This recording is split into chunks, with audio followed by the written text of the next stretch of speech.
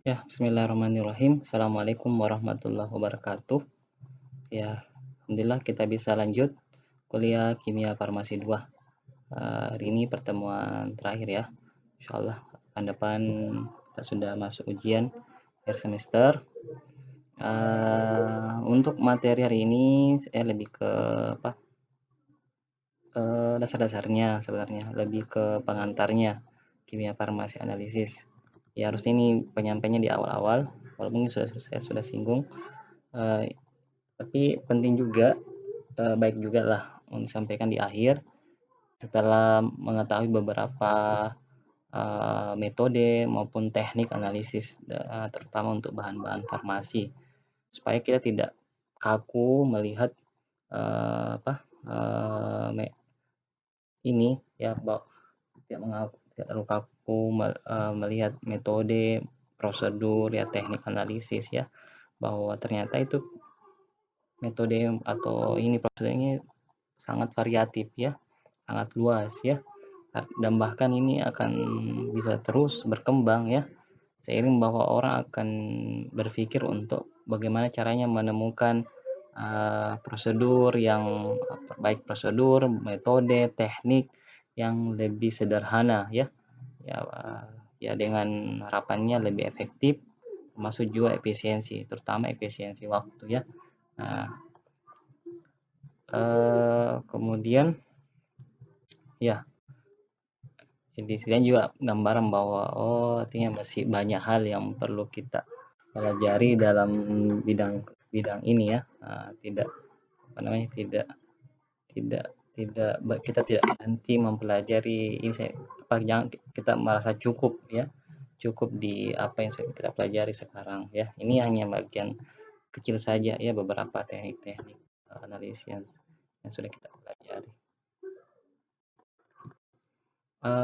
Pendahuluannya, kimia farmasi analisis ini melibatkan sejumlah teknik dan metode untuk memperoleh aspek kualitatif, kuantitatif, dan informasi struktur dari suatu senyawa obat pada khususnya dan bahan kimia pada umumnya. Ini mencakup teknik, metode, baik itu untuk memperoleh kualitatifnya, kuantitatifnya, dan informasi struktur dari suatu senyawa obat ya, pada khususnya dan bahan kimia pada umumnya. Ini sebenarnya sudah membahas tentang cakupan dari kimia farmasi analisis. Jadi ini kita bicara tentang teknik, metode ya, kita juga bicara tentang kualitatifnya, kuantitatifnya, strukturnya ya.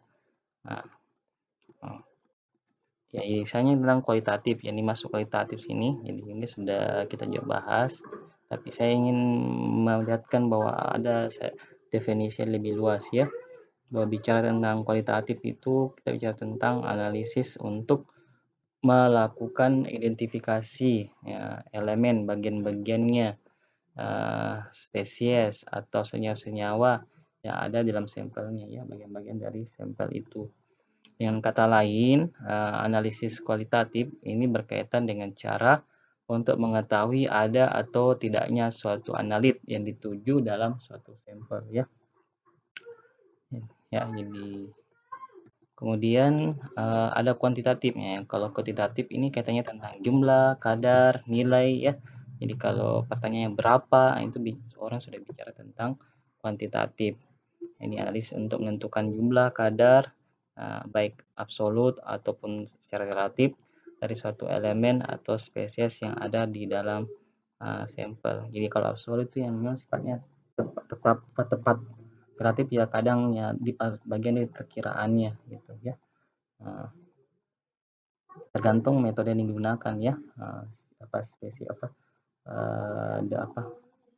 secara detailnya. Kemudian analisis struktur. Nah, ini penentuan tata letak dan pengaturan ruang tempat atom dalam suatu elemen atau molekul, serta identifikasi khusus karakteristik khusus fungsional dalam suatu molekul. Jadi kimia farmasi ini sih juga mencakup tentang analisis struktur ya. Ini mungkin kita belum terlalu ini, tapi mungkin sedikitnya sudah ada sedikit ya, kita di kimia farmasi 1. Ya walaupun itu ya sekedar hanya memberikan gambaran bahwa, eee, ya beberapa gugus fungsi atau struktur yang khas ya, yang memiliki potensi untuk jadikan petunjuk suatu bahan punya potensi terapi pada penyakit tertentu. Sebenarnya dasar-dasarnya untuk struktur ini ada di bagian apa, kayak kimia organik ya, nah di situ. Nah ini, di tadi kimia farmasi Anis itu tadi mencakup tentang teknik analisis, ada metode analisis, dan ada prosedur analisis. Yang gimana kita cara membedakan ini? Ketiga istilah tersebut ini sudah digambarkan dalam bentuk skema ya. Ini misalnya dalam bentuk apa? Langkah-langkah kerjanya.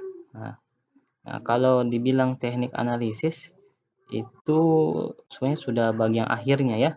Kita bicara tentang pengukuran dan apa dan evaluasinya ya. Nah, bagaimana menghasilkan informasinya. Nah, ini teknik analisis. Nah, mari kita mengukur pakai spektro, kemudian dihitung berdasarkan statistiknya itu adalah teknik analisis. Itu kita bicara tentang teknik analisis. Kemudian kalau metode analisis ya mencakup teknik analisis dan juga mencakup tentang penyiapan sampel gitu untuk siap diukur gitu. Jadi bagaimana sampel untuk siap diukur, bagaimana perlakuannya, apakah apa namanya diapakan ya, di partikelnya kah, ya, dipisahkan dulu kah dengan KLT kah dulu ya. Ini baru untuk siap diukur ya. Perlu apa namanya perlu di nih ini namanya metode analisis ya. Perlu dikentalkan kah, apa dimurnikan dulu lah pemurniannya. Ini namanya metode analisis. Di metode analisis itu mencakup teknik dan penyiapan sampel untuk siap diukur. Kemudian proses analisis ya ini mulai dari penyiapan sampel ya. Atau ya prinsipnya proses analisis itu mencakup metode, teknik, termasuk juga bagaimana mendapatkan informasi analisis itu. Mulai dari awal sampai akhir itu adalah mencakup disebut dengan proses analisis. Kalau mulai dari sampling itu lebih luas lagi, itu kita sebutnya dengan apa, metode penelitian ya. Nah, kemudian prosedur analisis. Ini ada beberapa langkah-langkah yang perlu kita tahu bagaimana analisis itu. Pertama, bagaimana kita mendefinisikan masalahnya. Karena dengan definisi masalah kita tentu akan lebih mudah ya. Yang ini menjadi dasar untuk pemilihan teknik dan metode analisis. Nah, setelah menetapkan teknik dan metodenya, ya kita bisa tentukan sampelnya, kemudian perlakuan sampelnya dan pengkondisian. Ini tadi sudah masuk ke metodenya dan kemudian pengukuran analit. Nah, ini sudah masuk ke tekniknya, termasuk perhitungan dan interpretasi data analisis. Yang kita latihan perhitungan dari data-data pengukuran spektro, kemudian kita konversi ke kadar, nah itu masuk ke penghitungan dan interpretasi data analisis. Nah, ini proses-proses analisisnya ya. Kemudian ya, prosedur analisis dapat digunakan untuk menjawab pertanyaan-pertanyaan berikutnya. Tadi ini kayak pendefinisian masalah, nah itu bisa menjadi aspek atau jadi rujukan pemilihan teknik dan metode analisis. Nah, ini pendefinisian masalah itu bisa kita bangun dari pertanyaan-pertanyaan ya. Misalnya ini ada contoh, apakah identitas obat? Berarti ini cara kualitatif, berarti cukup dengan metode teknik kualitatif. Apakah kandungan obat yang dinyatakan dalam formulasi? Kalau kata apakah berarti ya cukup dengan metode-metode atau prosedur yang sifatnya kualitatif saja. Apakah formulasi ini mengandung zat aktif, berarti kualitatif. Bagaimana stabilitas? Nah, ini bisa keduanya ya, bisa mencakup kualitatif, bisa mencakup kuantitatif karena juga ada kata-kata seberapa ya. Bicara ada nilai gitu, ada nilai yang ditentukan. Berarti ini bicara tentang kuantitatifnya. seberapa cepat obat dilepaskan. Nah, ini berarti teknik-teknik kuantitatif yang digunakan ini. Ya. Kemudian identitas, kemurnian. Kalau identitas ini berarti kualitatif. Kalau bicara kemurnian, nah ini bisa katanya kuantitatif, karena bicara kemurnian berarti kita tentukan kadarnya berapa persen. Kemurnian itu ya diukur dari sisi persentasi ya. Persentasi berarti ada nilai, ada angka. Berarti ini lebih ke kuantitatifnya. Kemudian berapakah konsentrasi? Nah, ini ada kata berapakah konsentrasi. Berarti ini bicara tentang kuantitatif. Kemudian berapakah konsentrasi sama berapakah nilai pKa, koefisien, kaloritas, stabilitas. Nah, ini juga masuk wilayah kuantitatif ya. Kemudian berbagai macam teknik analisis bersama-sama dengan sifat yang diukur. Jadi selain yang sudah kita pelajari, ada beberapa hal ya. Ini saya tambahkan supaya bahwa ternyata kimia farmasi itu masih masih banyak perlu kita pelajari ya. Tidak sebatas apa yang ini satu semester ini ya. Ini grafik, trimetri sudah kita bahas, spektrofotometer. Ini juga spektrofotometer juga ini banyak ya. Nah, tapi kalau yang kemarin kita trimetri, gravimetri itu ya setidaknya sudah mewakili bahwa kita sudah bisa tahu bagaimana teknik mengukur komponen-komponen yang banyak dengan yang kecil ya. Dan juga kromatografi, elektroforesis ya. Nah, ini yang kemudian ya analisis thermal ya, tentang panas ya, yang elektrokimia. Kemudian ternyata juga spektrofotometri juga banyak jenisnya ya. Ya, kalau kemarin kita hanya UV dengan visible, nah, ini ada juga disebut emisi nyala, sarapan atom. Ini untuk misalnya untuk penentuan logam, fluoresensi atomik. Ini contohnya ini merkuri, hidrida, non logam pada level sekelumit. Ada juga infrared. Nah, jadi ini infrared ini bisa ke struktur, termasuk ini resonansi magnet inti. Ya, ini nanti kalau ini perlu mempelajari juga gimana caranya mengkonversi, bagaimana caranya membaca data dari grafik dikonversi ke struktur. UV juga sebenarnya sudah bisa, tapi dalam struktur-struktur yang masih yang besar ya, yang umum. Spektrofotometer massa ini identifikasi analisis struktur senyawa-senyawa organik.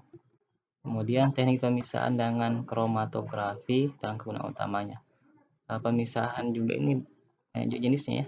Ada KLT ya, ada KCKT, kromatografi cair kinerja tinggi, ada kromatografi gas dan elektroforesis ya. Ini yang sekarang PCR ya, yang COVID itu ini menggunakan prinsip elektroforesis sebenarnya.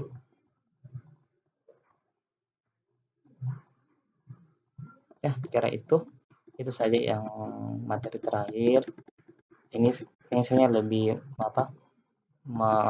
ingin menyampaikan bahwa kimia farmasi itu begitu masih banyak hal yang perlu kita pelajari. Jadi kita tidak tepat kita hanya mencukupkan diri pada materi yang sudah kita bahas di semester ini saja ya.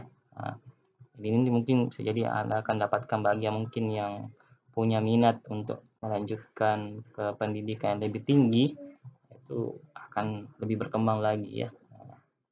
Akan banyak lagi metode-metode yang bisa kita pelajari ya. Nah, ya sekira itu yang dapat kami sampaikan pada pertemuan UAS semester ya. Silakan dipelajari materi-materi ya, terutama tentang spektro ya, termasuk beberapa analisis yang ya bagaimana prosedur kerjanya gitu. Ya saja, terima kasih. Assalamualaikum warahmatullahi wabarakatuh.